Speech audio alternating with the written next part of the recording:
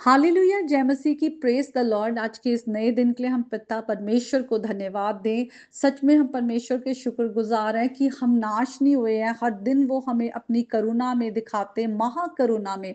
और परमेश्वर विश्वास योग्य है। हम भी उस विश्वास योग्य परमेश्वर के प्रति अपनी विश्वास योग्यता दिखाएं। हम यीशु मसीह से सीखें, क्योंकि यीशु मसीह अपने पिता के प्रति वो आज्ञाकारी थे और अपने पिता के दिए हुए कामों को उन्होंने किया और उनकी इच्छा को पूरा किया। तो आज हम यीशु मसीह से सीखें। आइए हम वचन में आएंगे और वचन के द्वारा हम परमेश्वर की आवाज को सुनते हैं और परमेश्वर की इच्छा को हम पूरा करें पवित्र आत्मा के सामर्थ्य से। प्रभु यीशु के नाम में आमीन।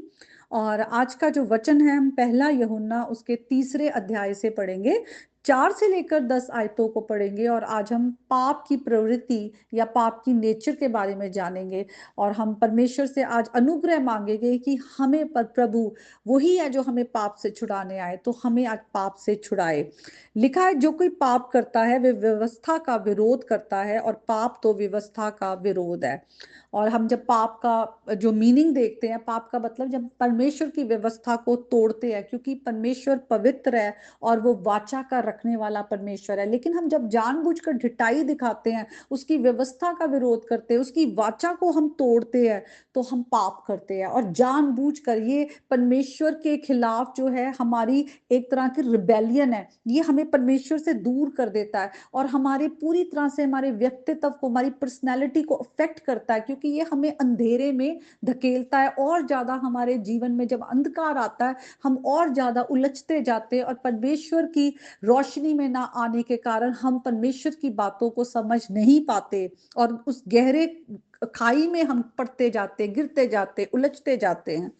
आगे लिखा है, और तुम जानते हो कि वे इसलिए प्रकट हुआ कि पापों को हर ले जाए और उसके स्वभाव में पाप नहीं।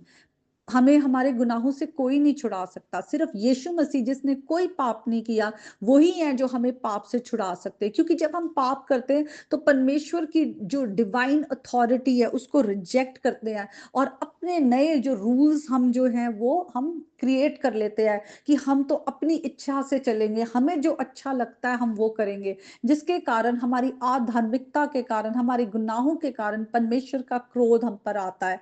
लेकिन परमेश्वर ने हम पे दया दिखाई है, अपने पुत्र के द्वारा हमें बचाया, हमारे लिए रास्ता निकाला है। आगे लिखा है, जो कोई उसमें बना रहता है वे पाप नहीं करता। और यहाँ पे बना रहना या इंग्लिश में वर्ड अबाइड है, उसका मतलब है कि हम परमेश्वर में उस रिश्ते में रहें लगातार और उसमें बने रहकर ही हम फल लेकर आ सकते हैं। अगर हम अपने आप को जानबूझकर यीशु मसीह से अलग करते हैं और दूसरी बातों में हम ध्यान देते हैं, तो हम प्रभु यीशु मसीह से कट जाते हैं। और लिखा है, जो उसमें बना रहता वही है जो पाप नहीं करता, क्योंकि प्रभु का अनुग्रह हम पे होता है। और हम जब पाप करते हैं तो इसका मतलब ये है कि ना तो हमने उसे देखा है ना जाना। जब हम जानबूझकर उस प्रैक्टिस में रहते हैं कि हम लगातार एक पाप के पैटर्न में चलते जा रहे हैं, क्योंकि हमें पाप इतना अच्छा लगता है, क्योंकि वो हमारी शरीर की जो अभिलाषाएं हैं उनको पूरा करता है, तो हम अपने आप को जानबूझकर प्रभु से दूर करते हैं और हमने उसको जाना नहीं। और यहाँ जानना जो है इंग्लिश में लिखा हुआ है नोइंग, या ग्रीक वर्ड ग्नोस्को है। उसका मतलब है कि पर्सनली खुदा को जानना, प्रभु को जानना, जो खुदा ने अपने आप को जब हम पर रिवील किया है अपने पुत्र के द्वारा, तो हमने उसको जानना है, विश्वास करना है और आज्ञाकारिता में हमें उसे रिस्पॉन्ड करना है, जिसके द्वारा हम रिश्ते में आते हैं और इटर्नल लाइफ को हम पाते हैं, हमेशा का जीवन। आगे लिखा है, हे बालको, किसी के भरमाने में ना आना। जो धर्म के काम करता है वही उसी की नाई धर्मी है। और यहाँ धर्म के काम वो नहीं है कि हम किसी को रोटी खिला दे, पानी पिला दें, या यही नहीं है। धर्म के काम है जो राइचियसनेस, जो परमेश्वर की आंखों में सही है, राइट है, जो परमेश्वर का स्टैंडर्ड। और परमेश्वर का स्टैंडर्ड बहुत हाई है। हम कोई भी परमेश्वर की धार्मिकता को पूरा नहीं कर सकते, वो सिर्फ यीशु मसीह ने पूरा किया। और आज प्रभु यीशु मसीह ने जो है वो धार्मिकता हमें विश्वास के द्वारा हमें दी है। ये परमेश्वर का अनुग्रह है और हम आज प्रभु यीशु मसीह के अनुग्रह के द्वारा ही उस धार्मिकता के कामों पर, हम उस रास्ते पर चल पाते हैं कि हम दूसरों से प्रेम कर पाए, दूसरों को माफ कर पाए, दूसरों के लिए सोच पाए, परमेश्वर की आज्ञा को मान पाए। और फिर हम आगे देखते हैं 8 वर्स में लिखा है, जो कोई पाप करता है, वे शैतान की ओर से है, क्योंकि शैतान आरंभ से ही पाप करता आया है। परमेश्वर का पुत्र इसलिए प्रकट हुआ कि वे शैतान के कामों को नाश करे। तो हमें पाप की नेचर को देखना है कि पाप कितना गंदा है, वो परमेश्वर का विरोध करता है, जैसे शैतान ने परमेश्वर का विरोध किया। और आज वो लोग जो परमेश्वर का विरोध करते हैं, वो शैतान के एजेंट है और वो उसके अंडर में काम करते हैं। लेकिन परमेश्वर का पुत्र आया है कि वो उसके हर कामों को नाश करे। और अगर आज हम जानबूझकर रिबेल करते हैं, जानबूझकर ढिठाई में रहते हैं, हम भी नाश किए जाएंगे, क्योंकि परमेश्वर का क्रोध हम पर आता है, हर उन लोगों पर जो अनआज्ञाकारिता में चलते हैं, जो परमेश्वर की धार्मिकता, उसके जो धार्मिकता के रास्ते को जानबूझकर उससे हटकर वो बुराई के रास्ते में जो चलते हैं। और आगे लिखा है, जो कोई परमेश्वर से जन्मा है वे पाप नहीं करता। तो जब हमने यीशु मसीह पर विश्वास किया, ग्रहण किया है, हमारा आत्मा का जन्म हुआ है। और जब आत्मा का हमारा जो ये बॉर्न अगेन हम कहते हैं, हम प्रभु में हमारा नया जो हमारी सृष्टि हुई है यीशु मसीह में, तो खुदा हमें अपना पवित्र आत्मा देता है। इसीलिए लिखा है, क्योंकि उसका बीज उसमें बना रहता है। We are born of the spirit, हमने आत्मा के द्वारा जन्म लिया है। और लिखा है वे पाप नहीं कर सकता, क्योंकि वे परमेश्वर से जन्मा है। और यहाँ पर पाप नहीं कर सकता, ऐसा नहीं कि हम इस संसार में रहते हुए हम कभी कोई गलती नहीं करेंगे।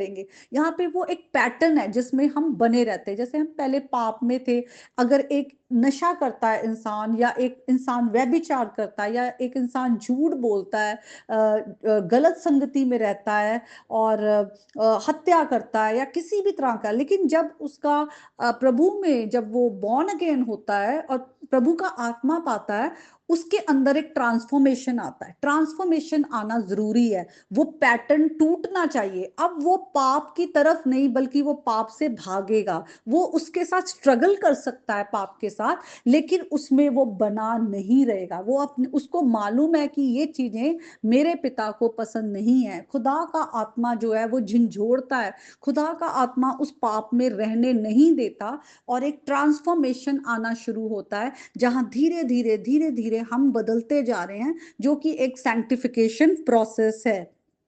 लिखा है, इसी से परमेश्वर की संतान और शैतान की संतान जाने जाते हैं। जो कोई धर्म के काम नहीं करता, वे परमेश्वर से नहीं, और ना वे जो अपने भाई से प्रेम नहीं रखता।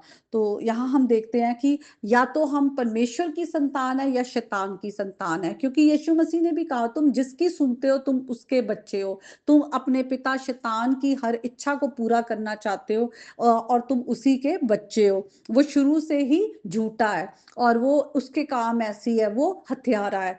तो आज हम देखें कि आज हम किसकी आवाज को सुन रहे हैं, आज हम किसके द्वारा पैदा हुए हैं, आज हमारे अंदर किसका बीज है। आज हम किसको जानते हैं, आज किस में हम बने रहते हैं। तो आज जब खुदा का वचन हमारे पास आता है, तो खुदा का वचन सबसे बड़ी आज्ञा यही है कि हम परमेश्वर से प्रेम करें और एक दूसरे से प्रेम करें। तो हमें परमेश्वर से प्रेम करना है, और परमेश्वर जैसा प्रेम है जो दूसरों को करना है। हम अपनी ताकत से नहीं कर सकते कि हम दूसरों को माफ करें, या दूसरों से प्रेम करें जो हमारा विरोध करते हैं, हमसे नफरत करते हैं, या हमारे साथ हॉस्टाइल रहते हैं। लेकिन खुदा का आत्मा हमारी सहायता करता है। आज ये खुदा का वचन आया है, आज संडे है इंडिया में, आज रेजरेक्शन डे है, और हम अपने अपने हम पाप में मरे हुए थे वचन कहता है, लेकिन यीशु मसीह में हम अब जिंदा किए गए हैं, अलाइव, नई सृष्टि है। आज हम अपने जीवन को जांचें, कोई हमारे अंदर ऐसा कोई पाप तो नहीं जो अभी भी हम उस पैटर्न में बने हुए हैं, अब अभी भी हम उससे छूटे नहीं।